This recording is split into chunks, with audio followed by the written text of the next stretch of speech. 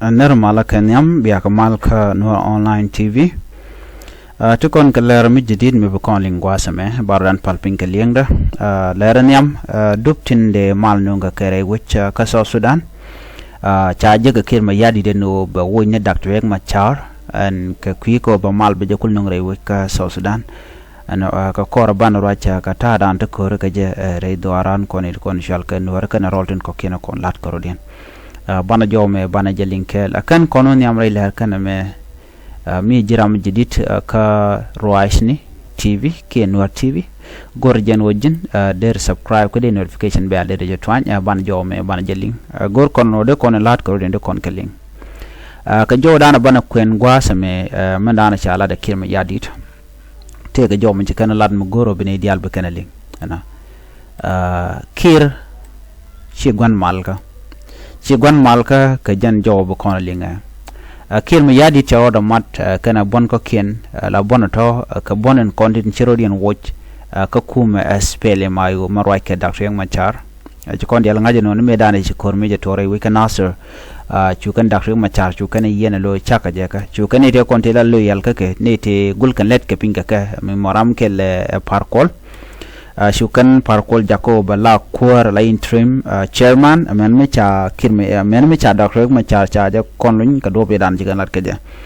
antam mi jikan na jen go tegen ka plan mi jikan la ka plan di na mo kani jikan la kan go bike Dr. Riek machar bi kan yi wooc wi kwam ba Dr. Riek machar woj de be ja math ko Dr. Riek machar kana rode kon lat kana roj kan rode defend ba tel mi chenelar eno kana dial lat ke wek ni kuma kirma yadit ko tele mi chan la ramadan ya kule yen chikan international community ba chikan shu sailanya lo chikan gorno international community da interfere ke da rodo matin ka do badana dong de men le rodo de jeri ale keje so chikir che roje mo che je lok ngai kon dial me dane chikir lat me chi ji la ji gat men ne kontin la East Africa community okay tin manage European Union kane dial ti shik ben ko de na wrach ke de na je ke Dr. Riek machar ci kan dial kan lok gala do tera mu gor ko no beje ke ram me beje ka Dr. Riek machar ko Dr. Riek machar cha je yen ka dur rana ci dur no ci kan gor no bi kan ke jaga men realo dinga la le kon wiati kini musebeni mo donge randere je ke Dr. Riek machar kan dial ti ke me sap ke ti choden lot de cha ala da kum kirma yadit plan yi kana kullat no ka changa jen dangra wi bakkel ka pay ngwaron kina dangra jen dangra wi dich an wala changa jen dangra wi barro ka pay ngwan plan yi kan lat pan plan ko kenen tam shi go dob jek be kan Dr. Riek machar be kan wo ke jahre kuma ka ken nyam je kana lat kana kuma espere mayu karwade jarole da kan wan eno ka dobran yi kan lat te ke kuma mandanen men ci oda barre which men ci wo winde ko ken ke kuma dana ngutre which ke juba men tere taworo de re which ke juba ke kuma men do dien men la in the government la kana chola swela mayo in the government ki kuma dana te kelka ke kuma ngwan dien e kuma Dr. Riek machar ken ne dial kondin cha yen ti gala no ne ti ga conflict with the law ki ken nyi kan ngoto ci kan gadwer chicken ga daga no chicken ga categorize along one kan kum ne spele mayo kan kum da totem chicken la no ko bi tidial bi kula let kan dial kum be let karwa de spele mayo in the government kan de kon bu warga bi gor kirma yadit warga baje gor kirma yadit kan abi gor spele mayo in the government spele mayo in the government kanetin counter right parkol ne te fight the fact me shange gwade dane ci karudien wo ci kan ko hotel ka shu karudien ko inquiry na shwal kamo parkol gan wara kel kane ko kien tetere kuma ka spele mayo kuma spele mayo jan ce chung karwar ci Nuer karudien de tino tegatin manager meni pankin ngan jang tegatin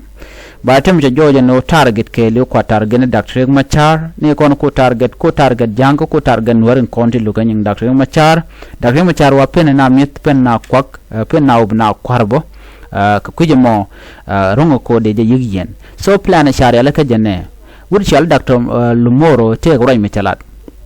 redul ka midi mitini ngwan tegatin te high level standing committee tegatin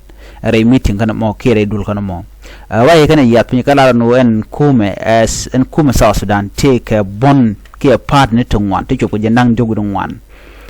chejen kume as fele mayo de mal peno der we won yamane so kuje mo ba doctor machar ba je wooc ka do brana shelat keje so ba je wooc chabet beterar kumandana latke ka rei malka no jen bo brani kan lat keje kene doctor machar kene ga dialan kona sha yen chicken biditin rei malka no so kuje mo ba yi wooc ba radien ba yi kwany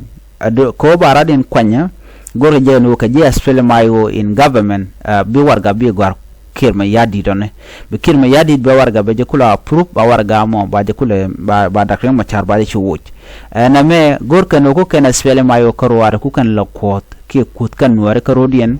ko jandan le roden tamele kiir mayardit so na me plan a pure plan pure evil plan de la no jen chere ke ta dore ka gwan jengne gor jano bene to be kulo kwat kaje kashi ne de kontla Nuer ba ci ga fall point shit kanet chit ka jen wud shal ga me par kol jiram dan en doy kan Nuer intame ki men jang Nuer ko bi ka telot ko jiram dan ci wo won yam ko be doctor machar be gwade be je wooc ki be gwade be je gwel na mone ma ngay kon yalla no le da rode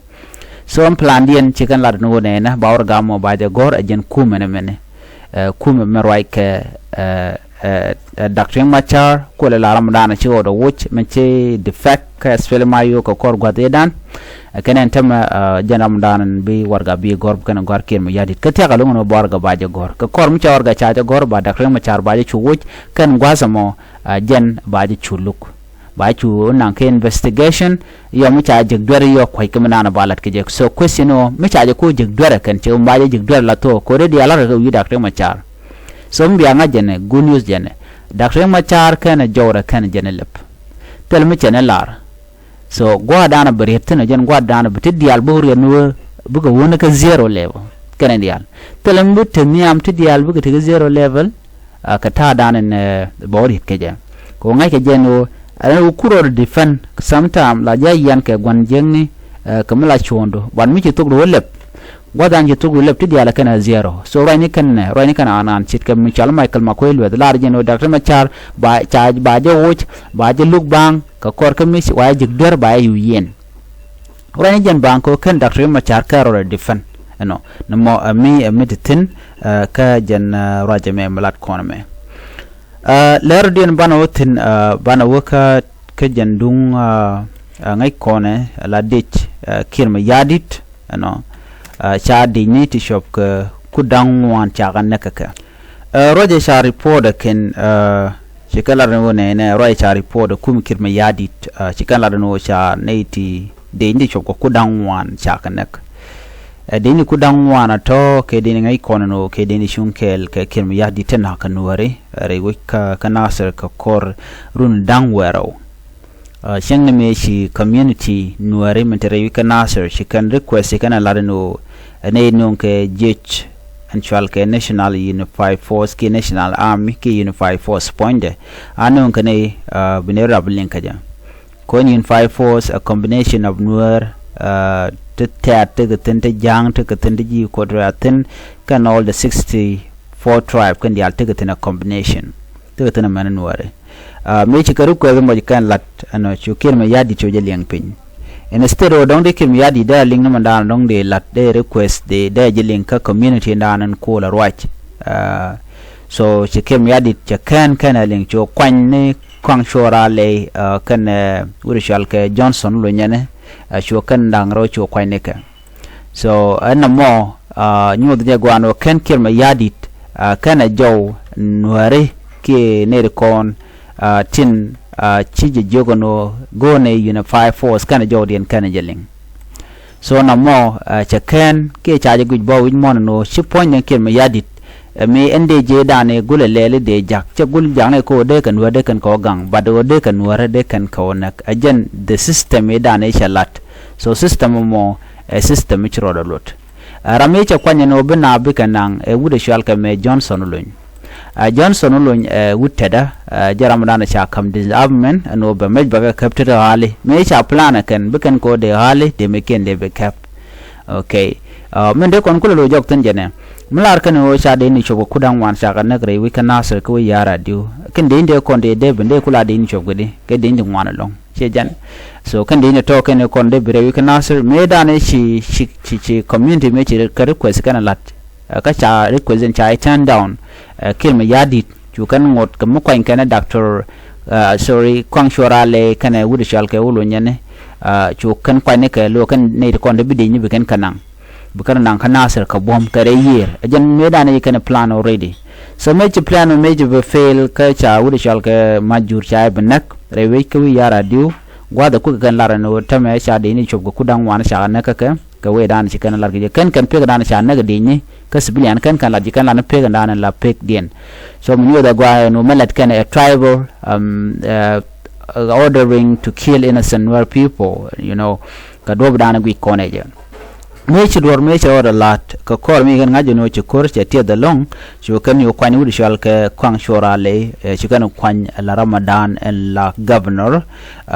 no la jene governor dung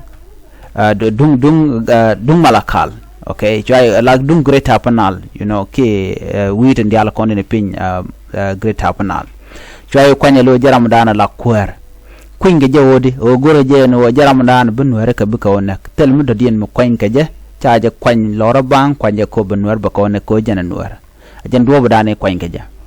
so mi ci charan no kwinge kwang chora le kwanje ka kwiko e jen go je e be good governance be janung re which kam ka panal chi tok no mo e kach nang ka je ke kwinge je ko ci kore dan ci to ko ba blaming ba jo lat wi de gwada dan en ci korche bin ci korche tuoka ci kan wari kan ganna karen yale na kan wari ka dupti goal you know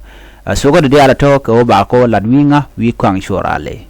ci kwang shorale we je chu nok bokko jen ce de fa ka ku me dung kirme dung doctor machar so no mo kenen kon ki gap dan tuok re dan ko ne ko lan wari so cha Nuer kon cha ga use lo bu Nuer bu kan kanak so no mo jena dan e ci tuok jan wor la kwaran tama so ci kum kirme yadi so an rai kan larano cha de ni kudang wana cha ka nak ci kan ci barar ka continent kon la continent Nuer ci continent Nuer ga de shop ka shop kan de ko la shop kan wal bakal kiete which an gwada mo ci kan continent dang bong mani ngana kamrar no kan to kan continent tin lo ka kirme yadi tin la threat ka SSPDF ci kan continent jo baro ano chicken ga jako kan neten kon tin chunkel ka kan neten kon tin la kum kirma yadi la kum jane ki kan gi shole bele no nyan do badan chicken wori kan ga daka je gwaye all the detail ka kan quit content ti bana ko nyo milin kon ka guardian an biata kamal bye bye